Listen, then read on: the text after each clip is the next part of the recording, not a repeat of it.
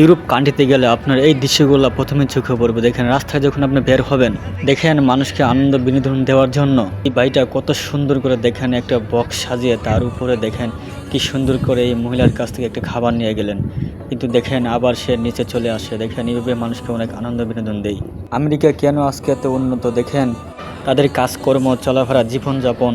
Europe কান্ট্রিতে আপনি গেলে দেখতে পাবেন যে এখানে মানুষগুলো বসে থাকে না, দেখবেন তারা একটা না একটা কিছু করে, অনেক কষ্ট পরিশ্রম করে। দেখেন আমাদের বাংলাদেশের মানুষের মতো না। দেখেন যদি বাংলাদেশের রাস্তার মধ্যে এরকম কোনো দৃশ্য দেখে, তাহলে দেখবেন মানুষ কি বলে, ভাই আপনি কি কাজ করে খেতে পারেন না, তাইগুলো করেন কেন, রাস্তার মধ্যে কি ব্যবসা দিচ্ছেন নাকি?